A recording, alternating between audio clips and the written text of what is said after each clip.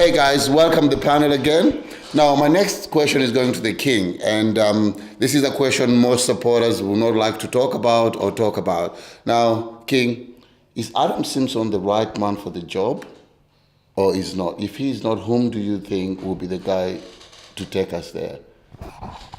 Well, I think he is the man. He's done 4 years. He got us into a grand final, and it's not just a coach that does everything. You got your assistant coaches. We're remodelling that now with new guys coming in. Van Berlo's come in, Cox is gone, Mitchell's gone into the coaching thing. So it's not just him, he's the spokesman, basically. But he's gone into his 5th year. I've heard an expression, if you're in your 7 years as a coach and you haven't got any success, you should move on. So I think he should be given up to that 7 years. Now, that's just my opinion. He gets a lot of flack. I've given it to him heaps of time because I think he's too predictable sometimes. Like our grand final, we were predictable as. That could be a downfall, but everything can be worked on. And again, it's a group decision. He's got to put his faith in his assistant coaches and the board of selectors, whoever's on that. So he's going to cop a lot of it from the fans because that's who they see. They see Simo, but going forward, you've got to give him to his 7 years. To say we did really bad this year wouldn't surprise me because of the Eagles' culture of success that they did get rid of him. But who would you put in? There's only one person I could pick, but then there's other coaches that are coming up. Well, I like Simic because what he did with under-18s was unbelievable because everyone rated them as being very poor this year and they played really good. And just what he did with them was just enough. You know, he was a coach of one of the under-18 teams before the grand final in the All-Stars game.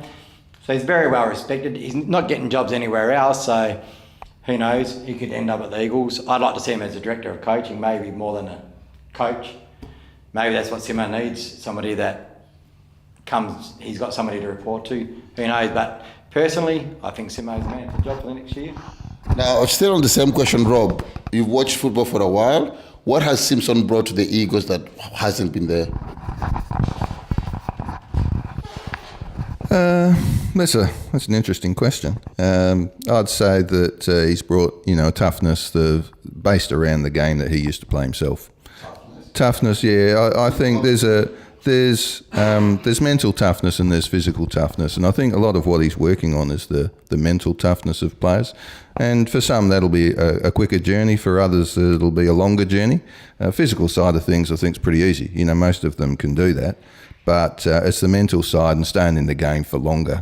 The teams that have more players that stay in the game for longer are the ones that are going to get over the line more often in those close games like Dill talked about earlier, where we lost, half a dozen games by under a couple of goals. And, you got to win those games to finish top 4.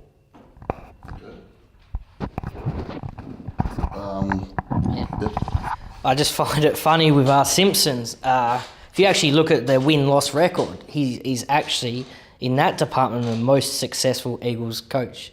He's won more games than he's lost compared to any other coach. I think 2015, he almost reinvented the game. He brought in the zone defence. When he was assistant for Hawthorn, they tried to do that, and Alistair Clarkson said, no, it's too complicated, we can't do it. We lost McKenzie and Brown that year. He implemented that.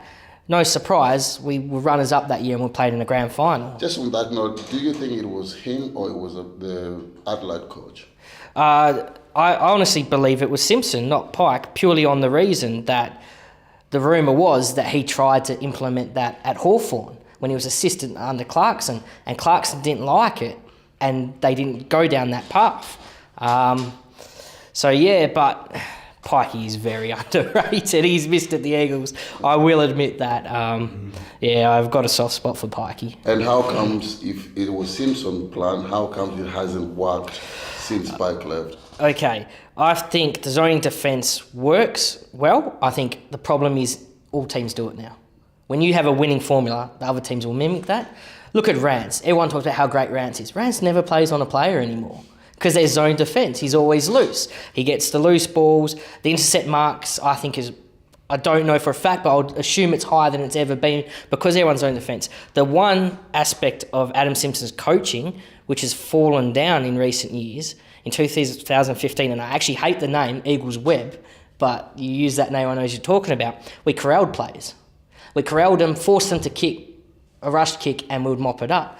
But now they've switched on to that. If we're corralling them, they're not going to get rid of the ball straight away. They'll wait for an option. They'll go for a hand pass, which the Bulldogs did last year, run into the web, then kick over it. So that part of his coaching, I think, has now fallen down. Eagles Web's not as effective as it was, but I find zoning defence is still effective, but now all clubs pretty much do it. On around the ground, it has a weakness as well because it's easier to cut through.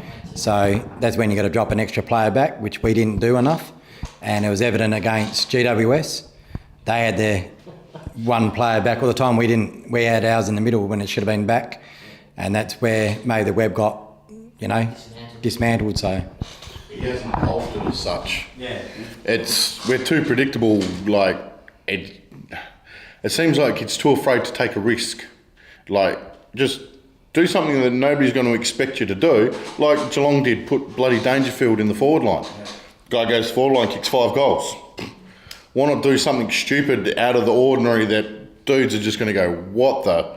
And it pays off. Bang, we win. Well, what sort of player do you do that with? We don't have that sort of player with a Dangerfield that you can put it full forward like. Schofield. Yeah, but can he kick a goal? Schofield is better running towards goals. I agree with that. And he is stuck in the back line where he's used as a just get it out and put it up onto the wing. That guy there has got so much talent, so much pace. If you started him on a wing, I reckon the amount of work that had go into stopping Schofield from being damaging would be enormous. But he's not given the chance. Schofield's lost his confidence. I genuinely believe his best year was 2015 because he was the linchpin of the web. He was the main man. And with Mackenzie coming back and McGovern playing more of a defensive sort of role, he's lost his confidence. And I think maybe it is a change of position for him that he gets that confidence back. Maybe it is a wing position, maybe it's half forward, I don't know. Now, that question could go on, but there's only one thing that can actually give us a correct answer, and that's time. So 2018 will be able to tell us whether Adam Simpson is the guy for the job or we'll be scratching our head with answers or different opinions. Thank you so much, guys. Yeah.